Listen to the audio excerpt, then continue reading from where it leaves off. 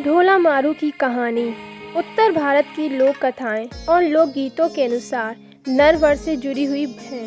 बताया जाता है कि नरवर के राजा नल के पुत्र साहल कुमार का विवाह बचपन में महज 3 साल की उम्र में पुंगल क्षेत्र के पवार राजा पिंगल की पुत्री से हो गया था। पुरानी लोक कथाओं में बताया जाता है कि बाल विवाह होने पर लड़की की विदाई लड़के और लड़की के जवान हो जाने पर की जाती थी, जिसे गौना कहा जाता है। जब तक लड़की लड़का दोनों जवान नहीं होते तब तक लड़की पिता के घर रहती है और गौना हो जाने के बाद लड़की पति के घर चली जाती है। इन्हीं रस्मों रिवाज के चलते राजा नल के पुत्र साहल कुमार का बाल विवाह होने के कारण गौना नहीं हुआ और राजा पिंगल की पुत्री गौना होने तक पिता के घर पर बड़ी होने लगी। लेकिन जैसे जैसे साहल कुमार बड़े हुए धीरे धीरे बाल विवाह और पहली रानी को भूल गए। इसी दौरान साहल कुमार ने दूसरी शादी कर ली और नरवर में सुखमय जीवन बिताने लगे। दूसरी तरफ राजा पिंगल की पुत्री वयस्क और अत्यंत खूबसूरत दिखने लगी। राजा पिंगल ने नरवर में कई संदेशवाहक गौने की सूचना पहुंचाने के लिए भेजे, लेकिन साहल कुमार की दूसरी रानी उन्हें बड़ी चतुराई से साहल कुमार तक संदेश पहुंचाने से पहले मरवा देती थी, क्योंकि उसे डर था कि साहल कुमार अपनी पहली रानी की सुंदरता पर मोहित होकर उसे छोड़कर कहीं पहली रानी के पास चला न जाए। इसी तरह काफ़ी समय बीत गया और पिंगल की बेटी और भी जवान और खूबसूरत हो गई।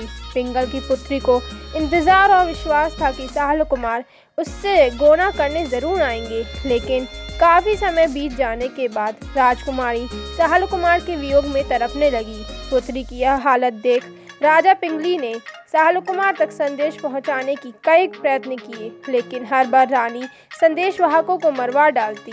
राजा पिंगल को कुछ गलत होने का आभास हो गया। तब उन्होंने एक चतुर ढोली को नरवर भेजने का फैसला किया, जो गाकर साहल कुमार तक बड़ी चतुराई से संदेश पहुंचा सके।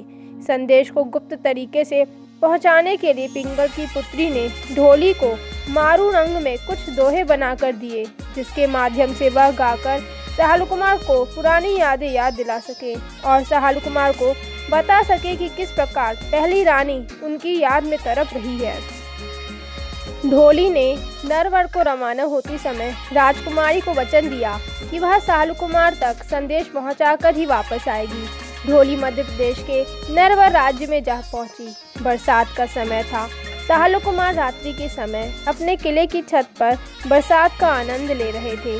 तभी ढोली ने सही मौका देखकर मारू राग गाना शुरू किया। मधुर संगीत होने के कारण साहल कुमार उसे बड़े ध्यान से सुनने लगे।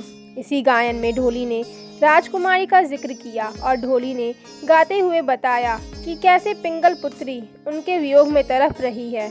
जब यह दोहे साहल कुमार ने सुने तो उन्होंने सुबह होते ही उस ढोली को बुलवाया। तब ढोली ने राजकुमारी की सुंदरता और उन्हें राजकुमारी किस प्रकार वह याद करती है इस विषय में सब कुछ बताया। ढोली की बातें सुनने के पश्चात कुमार को पहली रानी से मिलने की चाहत हुई, इसलिए वह तैनात होकर पुंगल राज्य के लिए रवाना होना चाहते थे, लेकिन उनकी दूसरी रानी ने उन्हें कुछ समय बाद जाने के लिए कहकर रोक लिया। कुछ दिनों बाद एक दिन पहली रानी साहल कुमार के सपनों में आई। तब साहल कुमार ने रहा न गया और वह पुंगल की राजकुमारी से मिलने पुंगल राज्य में जा पहुँचे। जब राजकुमारी ने अपने प्रियतम साहल कुमार को देखा तो वह खुशी से झूम उठी और दोनों पुंगल के महलों में एक दूसरे के प्यार में खो गए। कुछ दिनों पुंगल में रहने के बाद साहल कुमार ने अपनी पहली रानी के साथ नरवर के लिए प्रस्थान किया। पुरानी कहानियों में बताया जाता है कि जब साहल कुमार और पहली रानी रेगिस्तान के रास्ते से होते हुए नरवर वापस आ रहे थे, तब उन्हें उमरा सुमरा नामक रेगिस्तान का मशहूर ठग मिला, जो रानी को बंधक बनाना चाहता था। लेकिन रानी भी राजस्थान की बेटी थी, वह इन सब घटनाओं से भली भांति परिचित थी। जब रानी को उमरा सुमरा पर संदेह हुआ तो उन्होंने साहल कुमार को आगाह किया। साहल कुमार को खतरा महसूस होने पर रानी और साहल कुमार ऊंट पर बैठकर वहां से भाग निकले। उमरा सुमरा ने उनका पीछा करने का काफ़ी प्रयत्न किया, लेकिन वह उनके हाथ न लगे।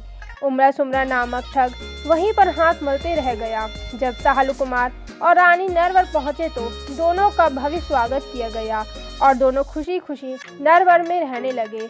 इस प्रेम कहानी को राजस्थान और उत्तर भारत में काफ़ी प्रसिद्ध प्रेम कहानियों में से एक माना जाता है।